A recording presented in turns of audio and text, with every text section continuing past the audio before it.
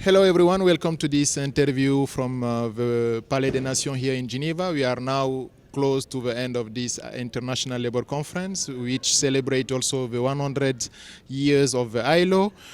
Today I have a guest, Clarke Walker. Welcome to this interview. You are the chairperson of the committee on Workers' Committee on Violence and Harassment in the world of work. So finally, after many years of work, after intensive work, the ILO have just adopted the two new standards on violence and harassment in the world of work. As chair of this committee, what are your thoughts? What are your first reaction? First reaction, elation, pride, just excitement. We have been waiting for this for 5 years. 5 years officially, but much longer. It is just so nice to come into a new centenary with these particular instruments. We know that this will mean a lot, particularly for the most vulnerable workers right across the world. And so I am just extremely happy that it will do some positive for workers no matter where you are because of the way in which these instruments were framed. So in your view, what are the main benefits for workers in these two new instruments that have been just adopted here at the ILO? So these instruments recognize a number of things that have never been recognized in any ILO instruments before. They recognize a new right, a right to a world of work free from violence and harassment, which again has never been there before. They recognize that the world of work is wider than just a particular workplace. It encompasses where you eat, where you sleep. It encompasses the technology that we now use a lot of the time for work. It incorporates your commute to work, particularly for those who work night work precarious situations, or work in remote areas where there is not a whole lot of transportation. So it puts some onus on the states and the employers to ensure that workers are safe no matter where they are. Public spaces, private spaces, formal and informal economy. And let me just say, for the informal workers, this is a big win. They have been waiting for protections for many years. We know that a lot of the workers that are in the informal economy work in public spaces where they come into contact with the general public, with law enforcement that take advantage of them, that in a lot of times force women into sexual favors in order to get spaces to do their vending. So this will mean a lot to millions and millions of workers from one part of the world to the next, all across.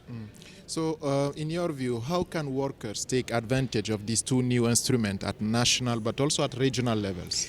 Well, I think it's important that the recommendations that have been adopted are used as a guide. And so what our responsibility now is to ensure that national bodies actually take the instruments that are there and put in place laws and legislations. And it's for the workers at those national levels to lobby governments and to make sure that the government use the measures that are indicated in the recommendations. The recommendations give you measures to mitigate the risks of violence and harassment in a number of situations. So I think that this is a really good thing. Workers can also use the documents to deal with things that, again, as I said, have never been in instruments before. The impact of domestic violence on the world of work.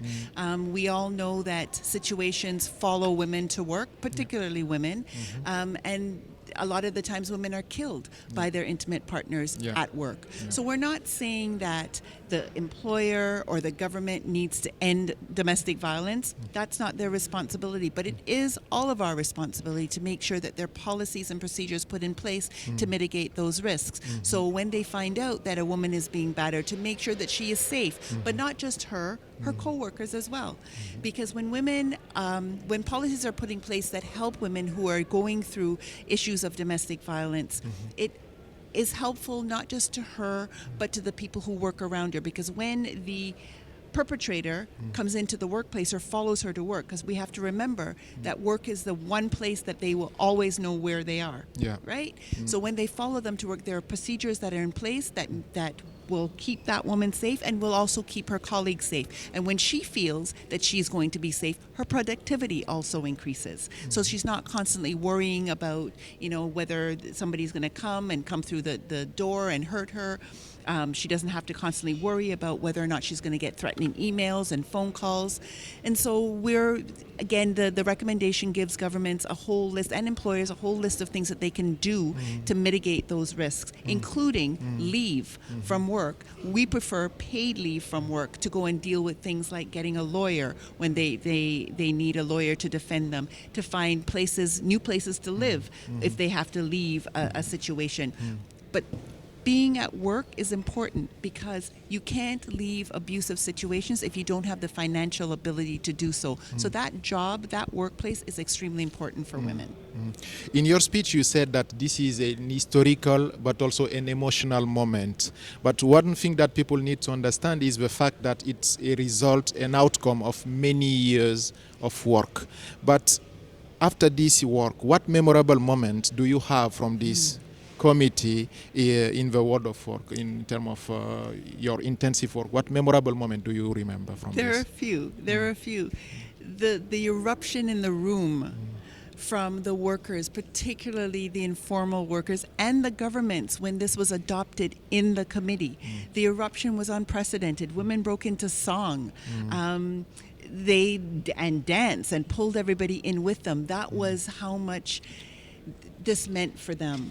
But there's also memorable moments of the governments working together. When I left last year, I remember saying, we need to put ourselves in the shoes of other people. If we've never been through a situation like this, we don't understand what it is that women are going through, or men for that matter, are going through when they're dealing with situations of violence and harassment.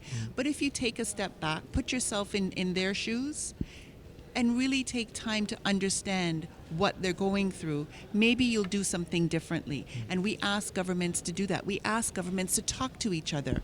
Talk to each other and figure out what will work, because recognizing not everybody is at the same place. And so I was happy that they did that.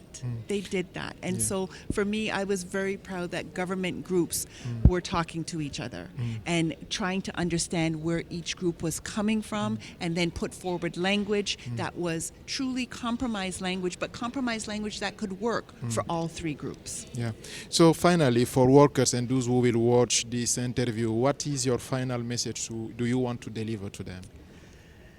We have the instruments. Now the next phase of the work begins, and that is to make sure that the instruments are ratified by your governments and implemented. And that will take a lot of work, but we are determined to make sure that this happens, and we need to continue to work together. We need to continue to communicate what the needs are, and just take some time still to understand what different people go through on a regular basis, because these instruments, I believe, are strong enough to take care of everybody. When we started, we said we didn't want to leave anybody behind, and I believe the language in both of these two instruments do exactly that. Nobody should be left behind, and we all need to work together to make sure that these instruments actually work. They are strong instruments, but they're also ratifiable instruments. So let's get them ratified and implemented in national law and practice. Okay, thank you very much, Marie Clarke. Thank you so much. So that's the end of this interview. Thank you for watching, and see you soon.